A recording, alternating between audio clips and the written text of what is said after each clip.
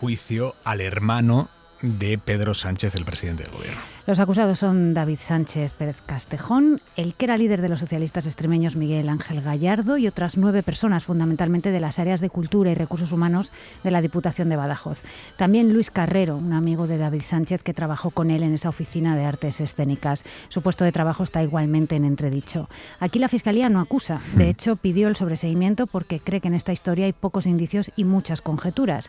Pero está la acusación popular, que ha ido unificada hasta el final. Piden para David Sánchez 1 año y medio de prisión por tráfico de influencias en concurso con prevaricación y nombramiento ilegal y otro año y medio por el nombramiento de Luis Carrero, es decir... O sea que en total 3 años. 3 años de cárcel para el hermano del presidente. Porque todo esto es por la plaza que consiguió el hermano de Sánchez en la Diputación de Badajoz y también este amigo suyo, pero al inicio había muchas más cosas. Hacemos un repaso, ¿te parece? Venga. Esto arranca con una denuncia de Manos Limpias en mayo del 24 a partir de lo que llamamos recortes de prensa, que ese es otro debate. Cuando el periodismo fiscaliza el poder, a veces descubre conductas que pueden ser delictivas y, hombre, lo razonable es que la justicia coja al testigo. Otra cosa es si le cuentas una mentira a un periodista, este lo publica con la nariz tapada y luego usas la noticia para judicializarla, que eso es lo que llaman la máquina del fango. Yeah. La jurisprudencia lo que viene asentando es que no basta solo con informaciones periodísticas, tiene que haber algún otro indicio colateral, ¿no?, para sustentar la apertura de una causa. Dicho esto, aquí había ya mucho run-run en la prensa y titulares muy gruesos. La Asamblea de Extremadura llegó a convocar una comisión parlamentaria con apoyo del PSOE, por cierto, que decía que no había nada que ocultar sobre el trabajo que desempeñaba David Sánchez desde hacía 7 años. Y este era el contexto. Y la denuncia de Manos Limpias prospera. Recoge que el hermano del presidente cobra sin ir a trabajar, que vive en Portugal para eludir impuestos, que tiene un patrimonio de 2 millones de euros, hasta se le vincula con Aldama porque tiene empresas en el mismo pueblo. Bueno, lo primero que hizo la juez fue pedir el expediente de su contratación a la Diputación de Badajoz y preguntar a la Asamblea por esa comisión que se había creado. Fue así como se inició esta causa el 30 de mayo de 2024, hace ahora justo 2 años. Claro, pero pasó el tiempo y esos delitos se fueron cayendo y quedó el acceso al puesto de trabajo. Eso sí que se mantiene. Sí, es la UCO quien lleva esta investigación y tanto sus informes como los recabados en organismos como la Agencia Tributaria descartan por completo el delito fiscal, así que esa línea se archiva.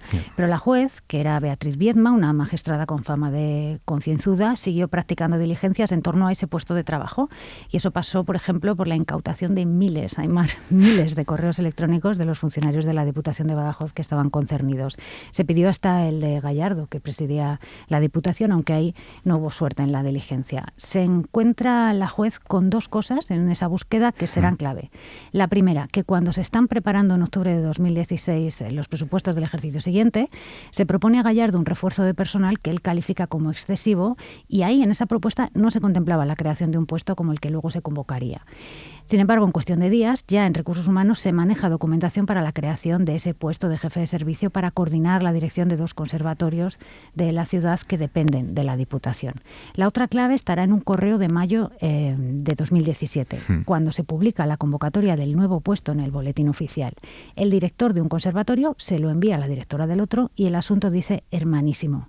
¿Por qué? Bueno, en el juzgado declararán que era algo que habían oído, que tenían entendido, no está nada claro, pero que había habladurías. Eso es la sensación que quedó en instrucción ya cuando se anuncia el puesto. Esta gente entonces va a comparecer como testigos. Sí, todos ellos. Claro, pero tendría más cosas si hemos llegado a juicio, más que esto, ¿no? Se suman 3 ingredientes y 2 elementos. Los ingredientes: una persona del tribunal que hacía las entrevistas no estuvo y aún así consta su firma en el acta que da por entrevistado a David Sánchez. Otra aspirante declaró como testigo que a ella no le hicieron ninguna entrevista y que se oía que se lo iban a dar a él. A última hora la UCO se topó con un tipo al que David Sánchez contactó por Airbnb para preguntar por el piso que alquilaba, pensando en mudarse en Badajoz. Bueno, y los elementos. Uno, que estando ya David Sánchez trabajando en la Diputación, el puesto de coordinador de conservatorio se reformuló a director de la Oficina de Artes Escénicas porque se ajustaba más a las funciones que ellas estaban haciendo y que eran mucho más amplias que coordinar 2 conservatorios, como impulsar la ópera, por ejemplo, y que no se convocó porque es eso, solo era un cambio de nombre. No. Y 2, que su amigo Luis Carrero, que le echaba un cable con temas de la ópera por amor al arte, entró a trabajar en un puesto que se creó junto al de David Sánchez y ya hablaban de esa posibilidad 23 días antes de que se publicasen las bases. David Sánchez de estos siempre ha sostenido que había un malentendido en la interpretación de esos emails, pero eso quedó ahí. Al final, la conclusión de la juez es que se creó un puesto ad hoc para David Sánchez y que luego se adaptó a sus necesidades, incluso creando otro puesto para quien ya era su amigo y colaborador informal. Yeah. Pero claro, para acreditar lo segundo hay que probarlo primero y ahí es donde flojea un poco este asunto. Porque se supone que esto fue cosa de Gallardo, que era por aquel entonces secretario general de los socialistas extremeños, para hacerle un favor a Pedro Sánchez. Pero claro, es que Gallardo era de Susana Díaz. Ese siempre ha sido uno de los puntos débiles de este asunto. No era un sanchista ni mucho menos, ¿no? Eso es. Eso que en las pelis llaman el móvil del crimen.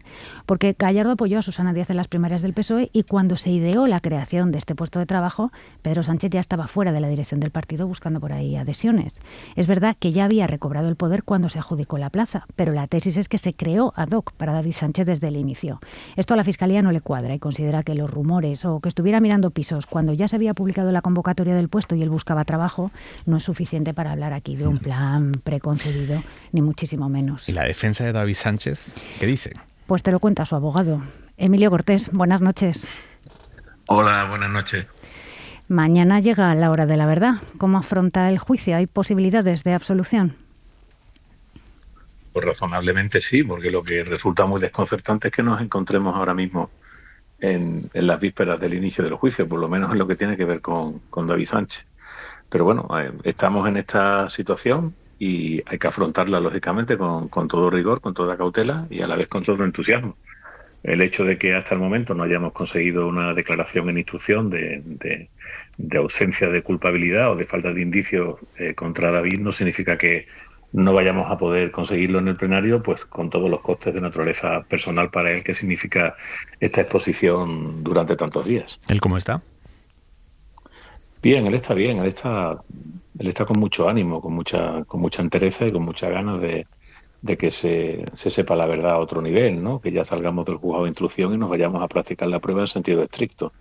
La verdad es que en los últimos días me ha dado una auténtica lección de entereza y de fortaleza y eso, pues lógicamente, para mí también es muy importante.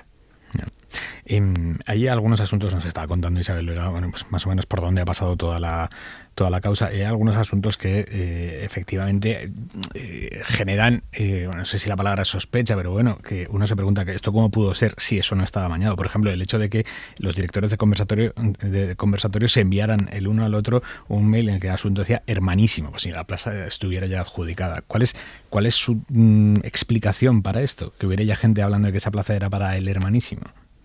No es mi explicación. Es la explicación de estos dos señores que comparecieron como testigos en instrucción. Detrás del correo está el autor del correo y evidentemente lo que pusieron de manifiesto a preguntas mías particularmente es que eso venía a ser una especie de broma o de chacarrillo entre las dos personas que se cruzaban los correos electrónicos, pero que ellos no tenían constancia de que esa plaza estuviera inicialmente adjudicada al señor Sánchez sin necesidad de ningún tipo de proceso contradictorio o de concurrencia de candidatos. O sea, que eso lo reconocieron de forma absolutamente uniforme los dos. Claro, si vamos a condenar a un señor a una pena privativa de libertad por un rumor que se han inventado otros dos, pues mal vamos. Emilio, se ha gastado mucha tinta con aquel titubeo de su cliente, el único que tuvo, pero bueno, ese titubeo al responder en instrucción sobre la ubicación de la Oficina de Artes Escénicas en la que trabajaba. ¿Qué pasó ahí? ¿Tuvo realmente tanta relevancia eso en la causa como parecía fuera de la causa? Vamos a ver, como sabéis, porque yo creo que, bueno, y más vosotros que sois gente muy preparada, pero vamos, de penal ya entiende todo el mundo, hay un acontecimiento procesal de extraordinaria importancia, que es el llamado auto de transformación en procedimiento abreviado, que viene a significar el final de la instrucción y si la jueza en este caso encuentra que hay indicios de criminalidad, estimula la celebración del plenario. En ese auto de transformación no se dice nada expresamente acerca de esas dos reticencias, esos dos fallos que tuvo David Sánchez en su comparecencia en el periodo de instrucción. Es decir, no se considera indicio de cargo que él no supiera dónde estaba su oficina, ni tampoco que no supiera cuáles eran las competencias de la Oficina de Artes Escénicas. Pero por una razón absolutamente aplastante, que son los miles de correos electrónicos. Claro, aquí muchas veces pasa con la actividad policial, dicho sea con todo el respeto. Ellos dicen que es de interés para la investigación el correo donde unos dicen hermanito o el que cruza David con el señor Carrero que le llama o el de hermanísimo y luego el de hermanito. Dice la policía que eso tiene interés para la investigación. Hombre, verdaderamente para un espectador imparcial también tiene interés para la investigación que durante cientos de miles de correos un señor no haga otra cosa que manifestar en esos documentos, en esos cruces de correo, su actividad profesional. Es decir, el posible fallo, las posibles reticencias que pudo tener en este sentido el David Sánchez quedan absolutamente sepultadas por un alud de correos electrónicos donde él se interesa desde cuestiones muy sustantivas, como puede ser la organización de una ópera en Don Benito, como de cuestiones tan accesorias como, por ejemplo, el tipo de color que tiene que tener un folleto de una obra que se va a representar en Portugal. Es que no hay correo comercial, no hay correos personales, son todos correos que tienen que ver con su actividad profesional. Hombre, poner eso en conexión con una posible reticencia en una declaración, hasta la propia instructora ha entendido que evidentemente eso no tiene peso indiciario y que debió obedecer a alguna razón que evidentemente tendrá que ver con el momento emocional, la hora, el número de horas o de minutos que llevaba esta persona declarando y, por supuesto, sin poner por los medios de comunicación o por determinados medios de comunicación las preguntas que yo le realicé para tratar de paliar eso. Pero ya digo, no es un asunto que me preocupe porque está documentalmente acreditado que esta persona trabajaba al margen de que el absentismo no es delito en España. ¿Qué efectos ha tenido sobre David Sánchez todo este proceso, quiero decir, a nivel laboral, a nivel emocional? Bueno, yo tengo una frase acuñada que utilizo con la gente cercana y permitidme que os diga que vosotros lo sois, y es que las acusaciones populares piensan que a David Sánchez se le arreglaba la vida con esta convocatoria y el resultado ha sido que le han truncado por completo su vida profesional e incluso su vida personal. Hay que tener en cuenta que esta persona, cuando se conoció este asunto, que era un asunto absolutamente diferente, estaba escuchando la introducción que habéis hecho y que era un asunto completamente distinto al que actualmente vamos a enfrentar mañana, esta persona tiene unos seguimientos en su domicilio en Portugal. Tiene un periodista que se aposta, o un pretendido periodista que se aposta enfrente de su domicilio con una cámara de fotos y que le retrata a él y a su familia más directa, a su hija menor de edad y también a su mujer. Que luego le sigue también en Badajoz. Entonces, evidentemente, claro, estamos llevando ya a unos niveles, lo que se llama el periodismo de investigación, a unos niveles que desde luego no son en modo alguno constitucionales. O después que ha tenido una camioneta o no sé qué en Moncloa, es decir, una serie de invenciones que son absolutamente infundadas y el problema es que luego, si no se demuestran, no pasa absolutamente nada. Es decir, decían que David era una persona millonaria porque se había calculado mal o se había confundido, yo no sé si de manera intencionada o no, el precio de la acción con la valorización de la acción, y así sucesivamente. Claro, el problema es que llevamos con esto muchos años en España, todo sale gratis y al final, bueno, pues en un pretendido derecho a la libertad de información, pues se deslizan datos que son manifiestamente incorrectos, ¿no? Como que también tenía infracciones tributarias, ni una reclamación de signo administrativo, ni siquiera una reclamación de signo administrativo. Luego van los actuarios de la agencia tributaria bajo juramento a explicarlo y se dice que están comprados, que están inducidos. Claro, es que así, con esa holgura con la que determinados medios de comunicación pueden opinar sobre algunos asuntos, pues claro, al final siempre van a ganar ellos. Emilio Cortés, muchísimas gracias por atender la llamada de Hora 25. Buenas noches. Buenas noches. Vega, calendario.